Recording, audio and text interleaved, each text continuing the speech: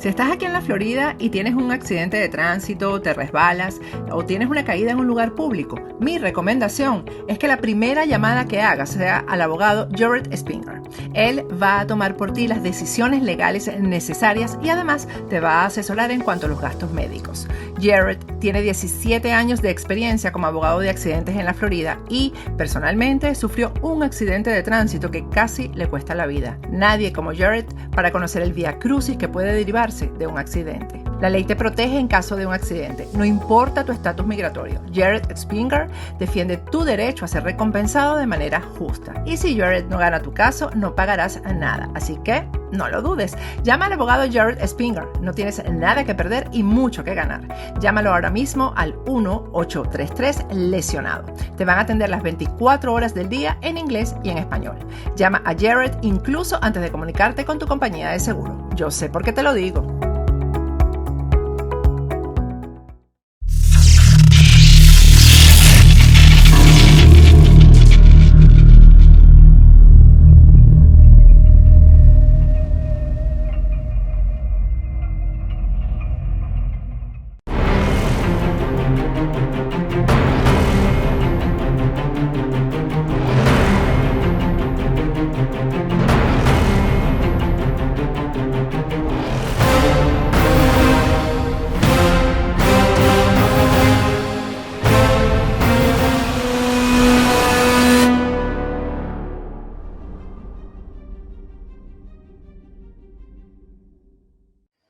Fuera de orden, crónica de la desgracia nacional e internacional, plomería informativa, arqueología, paleontología, zoología, parasitología, infectología y medicina forense políticas. Gracias por estar aquí. Este es el programa número 437 de Fuera de Orden. Les saluda como todas las noches Daniel Lara Farías. Gracias a usted que se suscribió a mi cuenta en Patreon, patreon.com/delaraf, patreon.com/delaraf. Gracias a usted, este contenido y todos mis contenidos son posibles. Gracias también a todos los que se han sumado a nuestro canal permanente de comunicación completamente gratis, dándole me gusta a Facebook, facebook.com/delaraftv, facebook.com/delaraftv, mi página en Facebook, canal permanente de comunicación atendido por su propio dueño. Dueños, lo que se llama dueños del sistema político chavista, del cual forman parte el régimen chavista, su oposición falsaria y prostibularia, y la boliburguesía que a la sombra del chavismo ha hecho tanto negocio como para haberse birlado del país más de 400,000 millones de dólares a través del sistema bancario, y que por supuesto con todo ese dinero necesitan que el sistema continúe y por eso financian a una oposición falsaria y prostibularia que no se atreva a hacer nada contra el sistema, que en todo caso aspire como mucho a seguir siendo oposición, siempre jugando las normas del sistema, nunca jamás oponiéndose al sistema, pretendiendo tratar al chavismo como una organización política y no como una organización criminal, que es lo que es. Ese es el sistema chavista, esa es esta desgracia. Y lamentablemente para muchos que siguen ciegos, porque bueno, esto parece Topacio. Recuerdo cuando terminó la novela Topacio, que yo no la vi, estaba muy niño. Pero lo que yo sí recuerdo de Topacio, bueno, porque así son las cosas, ¿no? Fue la parodia que de Topacio hicieron en la Radio Rochela. Porque para los que no vieron Topacio, o no están al tanto de lo que era Topacio, la protagonista estaba ciega, supuestamente. Pero en los capítulos finales recupera la vista, porque resulta ser que su ceguera era emotiva. Entonces ella recupera la vista.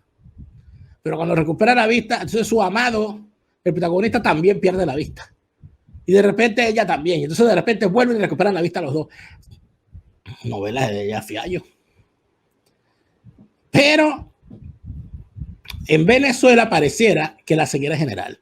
En la Radio Rochela parodiaban eso y todo el mundo era ciego. Entonces, todo el mundo empezó a quedarse ciego, todo el mundo. Y era una cosa graciosísima. Eso se terminó siendo realidad. La Radio Rochela predijo todo lo que iba a pasar en Venezuela. Así como hay gente que se especializa en ver cuando los Simpsons predicen algo de los Estados Unidos. Bueno, la Radio Rochela, si se revisa hacia atrás, nos dejan muestras de que en efecto todo lo que pasa en Venezuela ya la Radio Ronchera lo había predicho. Pero en todo caso, una de las grandes estratagemas del sistema criminal chavista para hacer ver que existe una oposición y que existe la disposición a que los problemas sean resueltos son las famosas negociaciones. Y la gente cree, porque lamentablemente el sistema se defiende, el sistema crea elementos para que la gente pierda la memoria. Una de las cosas que hace el sistema chavista, utilizando inclusive técnicas de guerra psicológica e inclusive de tortura psicológica y de maltrato en medio de a la ciudadanía, en medio de esta guerra híbrida, es lo que yo llamo la centrífuga de noticias.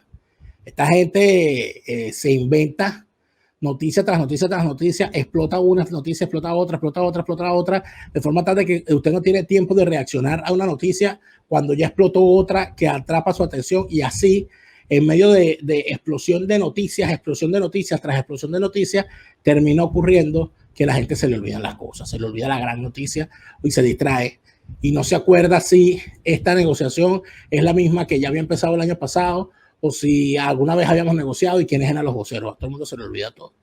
De eso se trata la plomería informativa, de rebuscar en las cloacas de la información para encontrarnos las cosas que han ocurrido en el pasado. Y una de las cosas que han ocurrido en el pasado y que mucha gente se niega a ver es que, bueno, que hemos tenido negociaciones anteriores, y estas negociaciones siempre terminan fracasando.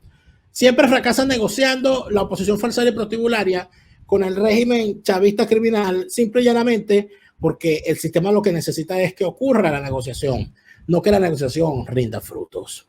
Esa era la doctrina de Chávez, que dejó a su hijo más directo, que era al que mandaban a las negociaciones, lo dejó allí, a cargo de esta desgracia. Estos procesos de diálogo, si lo recordamos, empiezan a raíz de los hechos del 11 de abril. A raíz de los hechos del 11 de abril y todo lo que eso significó para el país, empezaron a haber posturas de arrepentimiento. Y lo primero que se plantea es una mesa de diálogo. Allí, en esa mesa de diálogo, el chavismo tuvo como voceros entre el 2003 y el 2004 a José Vicente Rangel, Roy Chatterton, Aristóbulo Istúriz, María Cristina Iglesias, Ronald Blanco Lacruz y Nicolás Maduro. De los nombrados, José Vicente y Aristóbulo ya pelaron gajo. María Cristina Iglesias fue defenestrada luego de los escándalos en los que se vio inmerso su papá, que era el socio de fechorías, el señor Lorenzo Iglesias, era el socio de fechorías de Velázquez Alvaray, magistrado hoy exiliado. Ronald Blanco Lacruz, entiendo que estaba de embajador de Venezuela en Cuba. No sé si para aprovechar y desintoxicarse, pero bueno. Y Nicolás Maduro es el que está gobernando. Roy Chatterton debe andar por ahí mascando el agua o mascando algunas de las cosas que a él le encanta mascar desde niño, desde su más tierna edad. Los negociantes por el lado de la oposición eran Timoteo Zambrano, porque Timoteo siempre está. Alejandro Armas, que era un tipo que venía del ala miquilenista del chavismo originario. Eduardo Lapi, que fue gobernador por el Partido de Convergencia del Estado Yaracuy. Rafael Alfonso, que venía de las empresas Alfonso Rivas y compañía, venía de la Cámara Venezolana de Industrias de Alimentos, Cavidea, y del sector empresarial. Manuel Cova, que era el secretario general, el segundo a bordo de la CTV, y Américo Martín, que es uno de los hijos de Fidel Castro en Venezuela, que asegura que es hoy opositor, pero todos sabemos que sigue siendo el mismo castrista que siempre fue, pero con 40 años más. Habían unos mediadores. Esos mediadores eran el secretario general de la OEA, César Gaviria, y el Centro Carter. También el Programa de las Naciones Unidas para el Desarrollo se involucró. Ahí se veía mucho a César Gaviria, y al que más se veía era a su asistente, que era un señor también colombiano, que era el que salía todos los días a dar el parte de cómo iba la negociación. ¿Qué pedía la oposición como objetivo? La inmediata convocatoria a un referendo consultivo. El régimen insistía en extender los diálogos y permitir solo un referendo revocatorio después de agosto del 2003. Y en efecto, al final, eso fue lo que pasó. Ni siquiera fue en el 2003. Fue en el 2004 porque el régimen dijo, sí, muy bien, ustedes quieren un referéndum, esperen el referéndum revocatorio después de agosto del 2003. Y cuando llegó agosto del 2003, la oposición dijo, bueno, vamos a hacer referéndum. Y dijo, no, pero es que hay que renovar el CNE primero. Y en ese tejemaneje estuvieron un año. Esas son las técnicas del sistema. Entretener a la gente con estas estupideces. Lo que pasa es que, bueno, hay gente a la que se le olvidan las cosas. Luego hubo un largo tiempo en el que Chávez se negó hasta haciendo negociaciones y diálogo porque gobernó como le dio la gana después del referéndum revocatorio del 2004 que ganó y que se robó y que nunca nadie quiso demostrar ese robo. Allí estuvieron involucrados Nicolás Maduro, que ya era presidente, la primera combatiente Cilia Flores, antes que le metieran preso a los sobrinos, Jorge Arreaza, el que está en el chavismo por un braguetazo, Elías Jagua, Jorge Rodríguez, Aristóbulo Isturi, José Pinto de los Tupamaros, que lo metieron preso los propios chavistas por asesinato y violación de un menor, de un muchacho, que era su pescador personal, supuestamente. Pescador. Así que José Pinto quiso prestarle la caña de pescar, o le quiso agarrar la caña, envolverlo con su atarraya, o quizás José Pinto quería quedarse con el mero, quién sabe. O quizás José Pinto lo que más le interesaba eran los pargos, no sabemos. En todo caso está preso. Rafael Ramírez se cayó del chavismo y por ahí anda. Diosdado Cabello sigue simulando que es el hombre fuerte y José Vicente Rangel se murió y no volverá.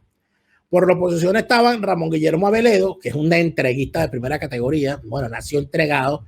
Cuando nació no lloró, imploró.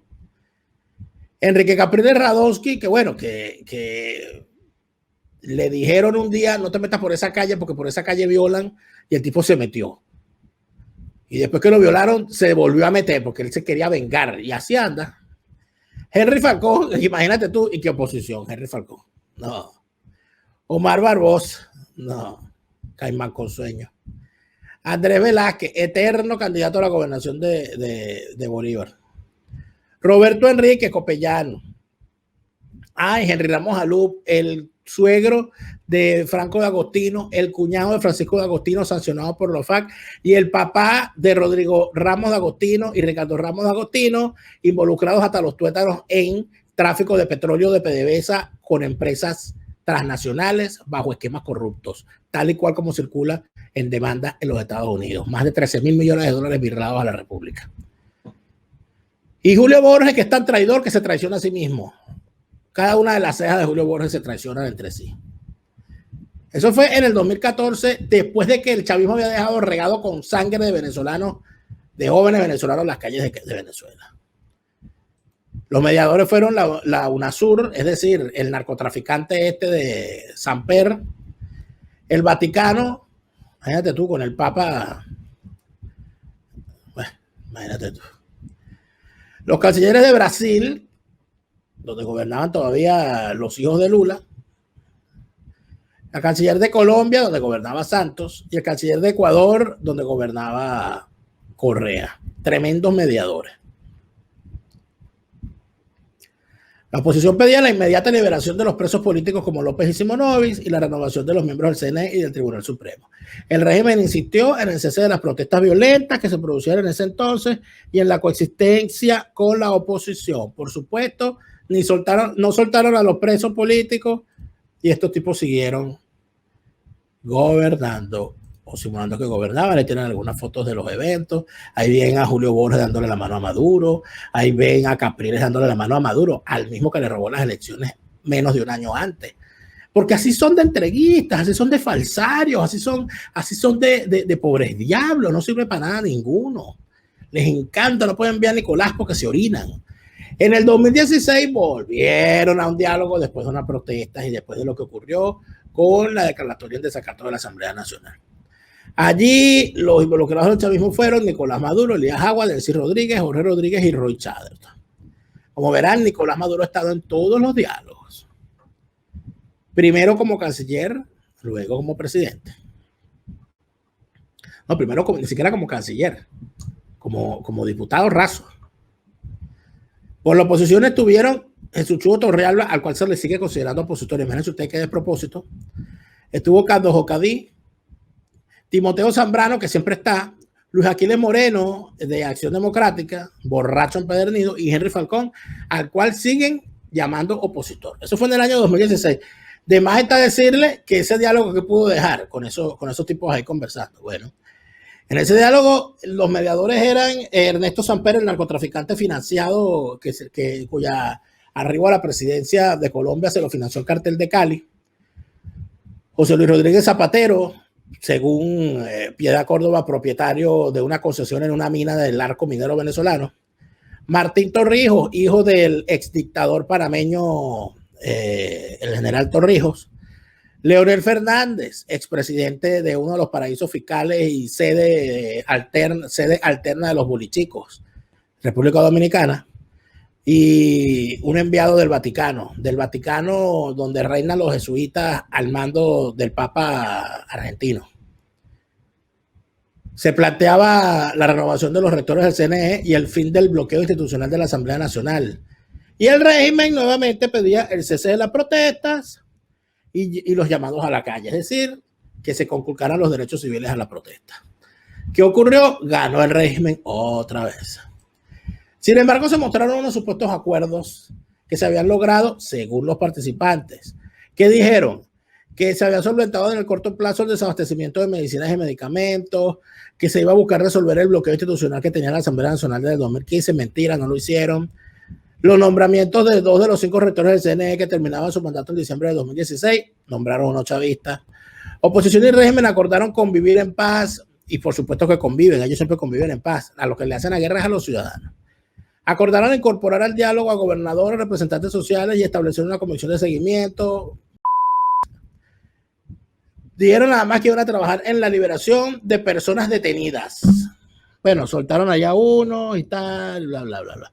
Este diálogo fue del 30 de octubre al 8 de diciembre de 2016, cuando finalmente se abandonó el proceso. 2016, estamos en 2021, 2016, hace 5 años. Ahí están algunas de las fotos de los participantes. Ahí ven a Chugo Torrealba haciéndose pipí mientras le da la mano a Maduro, porque así son. Uy, mira cómo le brilla la calva. Uy, ay, Dios mío, ay, mira Maduro, ay, tan bello Maduro. Entre el 2017 y el 2018 en República Dominicana fue, que como les dije es la sede alterna de los bolichicos venezolanos, Capcana es su sede.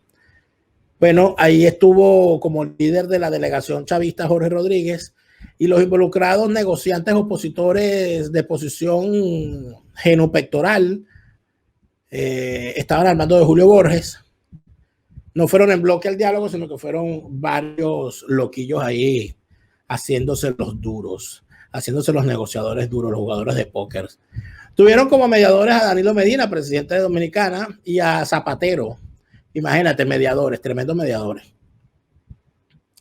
Se planteaba que la oposición fuese autorizada a abrir un canal humanitario. Se planteaba también un cambio en la composición del CNE y se exigía la liberación de los presos políticos. El régimen pidió el cese inmediato de las sanciones económicas contra Venezuela. A partir de ese momento empezó el uso de las sanciones como excusa para cualquier cosa. Algunas fotos del evento, allí las ven. Y pues está perfectamente claro que en Dominicana la cosa se sobró rápidamente. Luego vino Noruega en el 2019, donde Jorge Rodríguez y Héctor Rodríguez representaban al chavismo, y a la oposición falsaria y prostibularia la representaban Gerardo Blay, Fernández Martínez Mótola y Stalin González.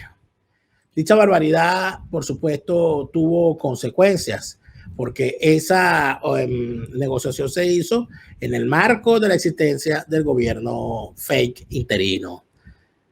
Este diálogo fue auspiciado por Noruega y la Unión Europea. Noruega está muy interesada en Venezuela, sobre todo por temas petroleros. Les encanta el petróleo a los noruegos, sobre todo cuando es ajeno. Se planteaba como objetivo el cese de la usurpación, el gobierno de transición y las elecciones libres. El régimen, mientras tanto, decía que ellos no iban a renunciar y pedían convivencia y poner fin al golpismo de sus adversarios, por supuesto, y que le quitaran las sanciones. Este aguaje es lo que tuvimos antes de las actuales posiciones y planteamientos.